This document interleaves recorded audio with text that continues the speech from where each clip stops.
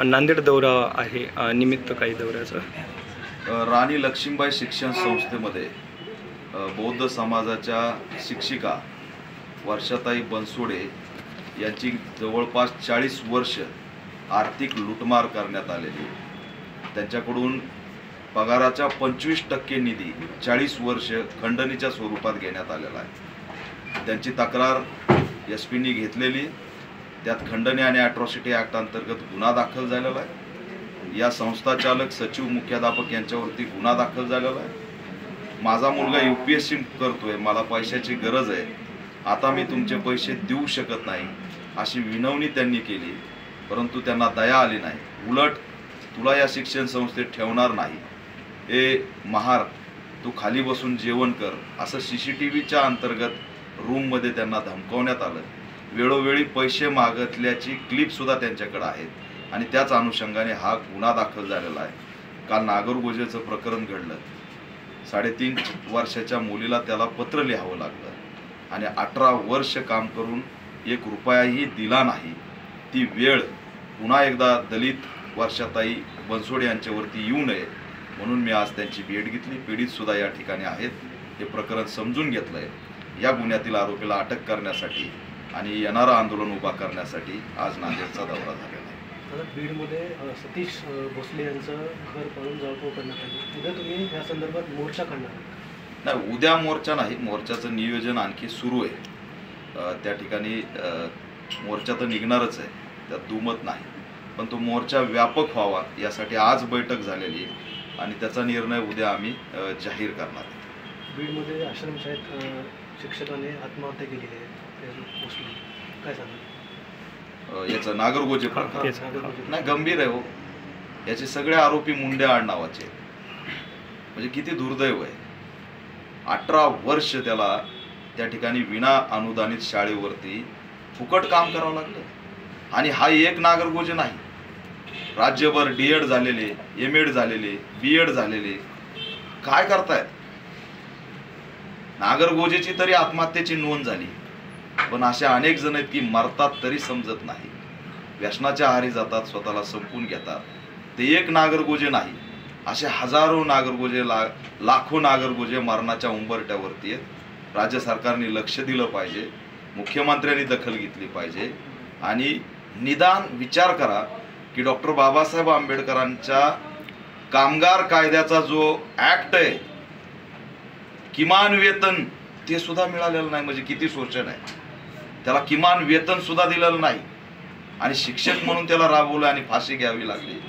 त्या चिमुरडीच्या नावाने पत्र लिहून आज नागरगोजेला मरावं लागलं, याच्यापेक्षा मोठी गोष्ट असू शकत नाही आणि ही महाराष्ट्राला मान शर्मेने खाली घालवणारी घटना आहे, मानवतेला काळिंबा फासणारी घटना आहे। नागरगोजेसाठी आम्ही लढणार, त्या संस्थेची चौकशी झाली पाहिजे, त्या आरोपींच्या संपत्तीची चौकशी झाली पाहिजे, आरोपींना तात्काळ अटक झाली पाहिजे, यासाठी सुद्धा आम्ही संघर्ष करणार आहेत आणि नागरगोजेंना न्याय द्यायचा लढा लढणार आहे। आष्टीमध्ये देखील एका तरुणाला बेदम माणूस मारहाण करून त्याचा खून करण्यात आला, या संदर्भात तुम्ही पाठपुरावा करणार? हे ऑनर किलिंगचं प्रकरण आहे। आजही सवर्ण मुलगी आणि दलित मुलगा प्रेम करू शकत नाहीत। विकास बनसोडेचं जे हत्याकांड झालं ते अतिशय हळहळ करून सोडणारं हत्याकांड आहे। त्याला 2 दिवस डांबून मारलंय आणि धक्कादायक काल जी क्लिप व्हायरल झाली त्यात आरोपी त्याच्या आई वडील आणि भावाला बोलवतोय। तो कधी बोलवतोय? ज्या वेळेस याला डांबलेलं असतंय। म्हणून आम्हाला संशय निर्माण झालाय की फक्त विकास बनसोडेचं हत्याकांड करायचं नव्हतं, तर यांना संपूर्ण कुटुंबाचं हत्याकांड करायचं होतं। म्हणून त्या ऑडिओ क्लिपमध्ये जे काही तुम्हाला ऐकायला मिळतंय की लवकर या, तुम्ही लवकर या, असं जे बोललं जातंय ते याचंच असणारं एक धोरण आहे की त्या पूर्ण कुटुंबाचं सामूहिक हत्याकांड करायचं होतं।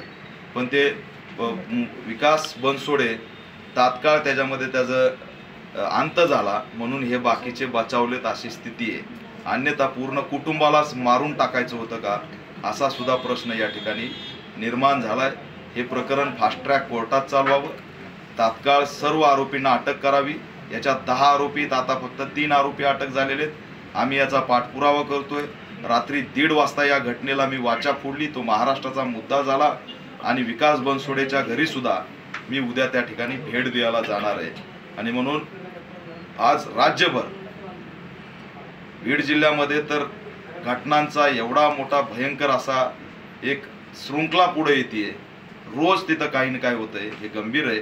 त्या ठिकाणी पालकमंत्री अजितदादा पवार यांनी गांभीर्याने लक्ष घालावं अशी सुद्धा आमची मागणी. सर, आज सामाजिक कार्यकर्त्या तृप्ती देसाई यांनी भेट घेतली आणि त्यांनी सांगितलं की वाल्मिक कराडच्या जवळच्या असणाऱ्या 26 पोलीस कर्मचाऱ्यांना निलंबित करण्यात यावं. याबाबत त्यांनी सामाजिक कार्यकर्ते तृप्ती देसाई बोलले आहेत. नाही, ते त्यांचा स्टँड त्यांच्या पद्धतीने लढतायत. त्याबद्दल आम्हाला त्याच्यावरती काही दुमत नाही. त्यांनी त्यांचा लढा लढावा. दादा, मसाजोग प्रकरणामधले स्वर्गीय संतोष देशमुख यांच्या हत्येमधला मुख्य आरोपी जो आहे आंधळे अजूनही सापडलेला नाही. 100 दिवस व्हायला आलेले आहेत. नाही, दुर्दैव आहे ना, एवढं क्रूर हत्याकांड झालंय. कृष्णा आंधळेला अटक करा म्हणलं की ते म्हणतायत औरंगजेबाची कबर पाडायची. अरे, औरंगजेबाची कबर पाडायला तुम्ही निघालात, पण जबर मारहाण करून संतोष देशमुख जो संपवलाय त्यातला मुख्य आरोपी कृष्णा आंधळे कधी अटक करणार आहेत? म्हणून मला जी शंका आहे, हे जे सगळे प्रकरण आहेत, कबरचं प्रकरण असेल, शिरूरचं प्रकरण असेल, अनेक काही प्रकरण असतील, ते केवळ संतोष देशमुख, सोमनाथ सूर्यवंशीच्या हत्याकांडातील जे आरोपी आहेत त्यांना पाठीशी घालण्यासाठी आणि मुद्दा डायव्हर्ट करण्यासाठीच या ठिकाणी कबर आणि इतर मुद्दे उकरून काढले जात आहेत. कृष्णा आंधळेला त्यांनी अटक केली पाहिजे, अन्यथा कुटुंबाशी बोलून पुन्हा एकदा राज्यव्यापी मोर्चा आम्ही काढल्याशिवाय राहणार नाही.